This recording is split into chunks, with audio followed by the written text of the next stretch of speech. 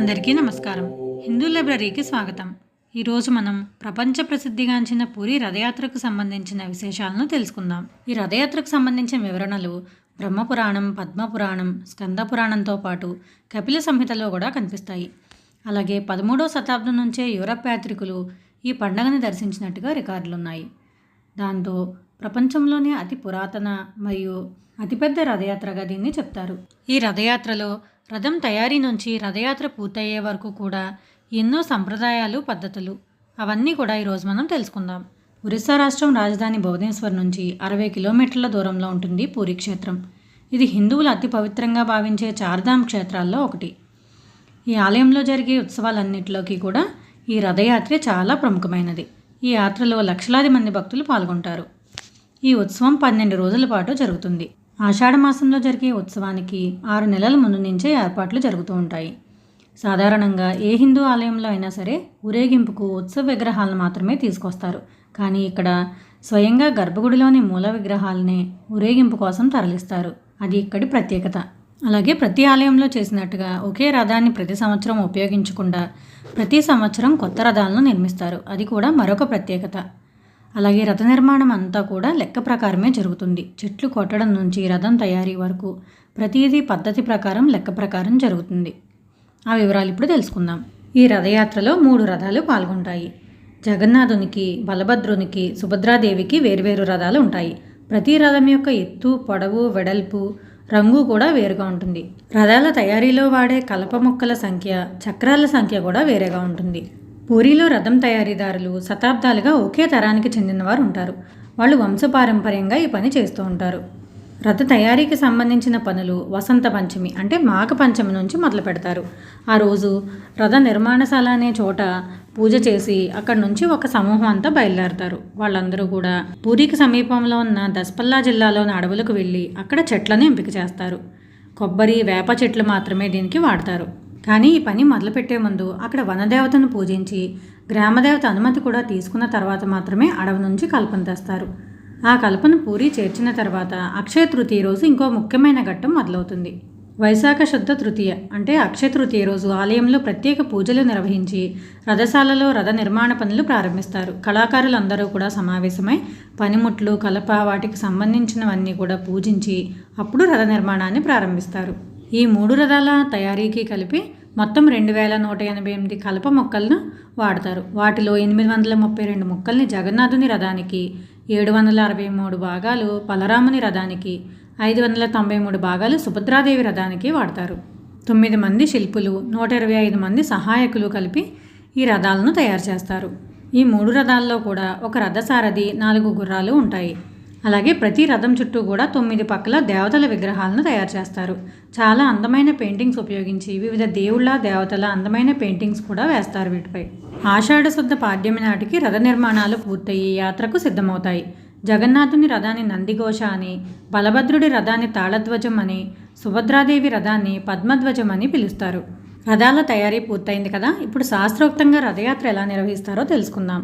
ప్రతి సంవత్సరం ఆషాఢ శుద్ధ విద్య అంటే ఆషాఢం మొదలైన తర్వాత 2వ రోజున ఈ రథయాత్ర మొదలవుతుంది. ప్రతి రథానికి 250 అడుగుల పొడవు, 8 అంగుళాల మందం ఉండే తాళ్లను కడతారు. ఆలయ తూర్పు భాగంలో ఉండే సింహద్వారానికి ఎదురుగా ఉత్తరముఖంగా ఈ 3 రథాలని కూడా నిలబెడతారు. రథయాత్ర మొదటి రోజు మేళతాళాలతో గుడిలోకి వెళ్ళి పూజారులు ఉదయ పూజలన్నీ కూడా పూర్తి చేస్తారు.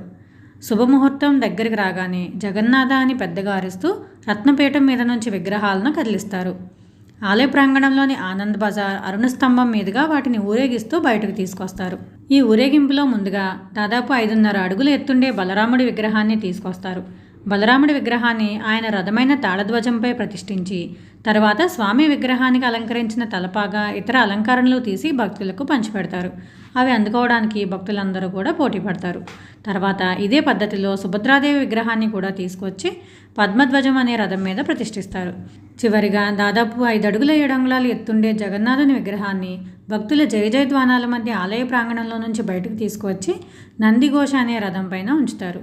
ఇలా 3 విగ్రహాలను రథాలపై కూర్చుండిపెట్టే వేడుకను పహాండి అంటారు. ఇలా విగ్రహాలను రథాలపైకి చేర్చిన తర్వాత పూరి రాజు జగన్నాథునికి నమస్కరించి రథం మీదకి ఎక్కి స్వామి ముంగిట బంగారు చీపురుతో శుభ్రం చేస్తారు. ఈ వేడుకను చరాపహార అంటారు.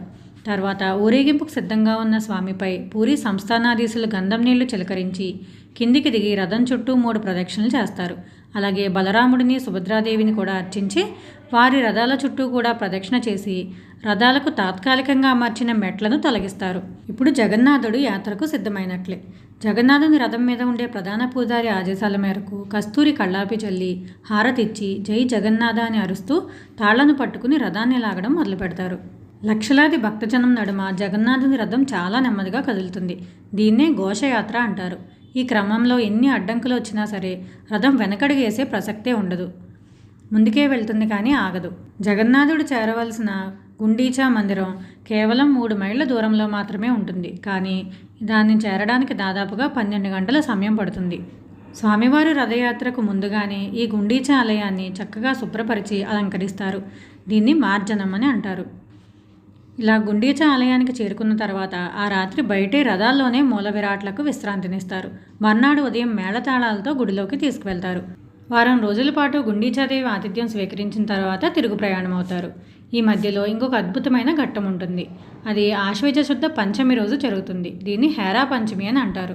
రథయాత్ర సమయంలో జగన్నాథుడు తన భార్య అయిన మహాలక్ష్మిని విడిచిపెట్టి తన సోదరుడైన బలభద్రుడు సోదరి సుభద్రతో కలిసి విహారానికి వెళ్తాడు. లక్ష్మీదేవి తన భర్త కోసం ఎదురుచూసి ఆయన ఎంతకీ రాకపోవడంతో తనే స్వయంగా పల్లకీలో బయలుదేరి ఆయన వద్దకు వెళ్తుంది.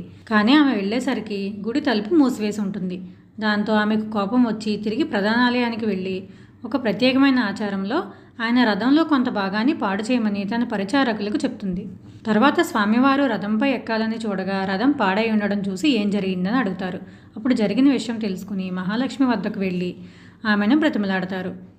ఆమె ఒప్పుకోకపోవడంతో బలభద్రుడు సుభద్ర కూడా వచ్చి ఆమెను ఒప్పిస్తారు. చివరిగా ఒక ప్రత్యేకమైన తీపి పదార్థాన్ని తినిపించి ఆమెను ప్రసన్నం చేసుకుంటారు. ఇలా ఈ ఘట్టం ముగుస్తుంది. ఇలా వారం రోజుల పాటు గుండీచాదేవి ఆతిథ్యం స్వీకరించిన తర్వాత దశమి రోజు తిరుగు ప్రయాణం మొదలవుతుంది. దీన్ని బహుదాయాత్ర అని అంటారు. ఆ రోజు మధ్యాహ్నానికి 3 రథాలు జగన్నాథ ఆలయానికి చేరుకుని గుడి బయటే ఉండిపోతాయి. ఆ తర్వాతి రోజు అంటే ఆషాఢశుద్ధ ఏకాదశి రోజు స్వామివార్లను బంగారు ఆభరణాలతో అలంకరిస్తారు. ఈ వేడుక చూడడానికి భక్తులు బారులు తీరుతారు. ద్వాదశి రోజు విగ్రహాలను తిరిగి రత్నసింహాసనంపై ప్రతిష్ఠిస్తారు. దీంతో రథయాత్ర పూర్తవుతుంది. ఇలా 12 రోజుల పాటు జరిగే రథయాత్రను చూడడానికి ప్రపంచ నలుమూలల నుంచి భక్తులు పూరికి వస్తారు. ఈ యాత్రలో కుల మత ప్రాంత వివక్ష లేకుండా ఎవరైనా సరే పాల్గొవచ్చు. ఎవరైనా సరే స్వామిని తాకవచ్చు. అందుకే యాత్రలో పాల్గొనడానికి అంతమంది భక్తులు వస్తారు. జగన్నాథుని రథయాత్ర చూడడం పూర్వజన్మ సుకృతం. మనం కూడా ఒక్కసారైనా యాత్రను దర్శించాలని మనసారా స్వామిని వేడుకుందాం. మరో ఆసక్తికరమైన వీడియోతో మళ్ళీ కలుద్దాం. సర్వే జనా సుఖినో భవంతు.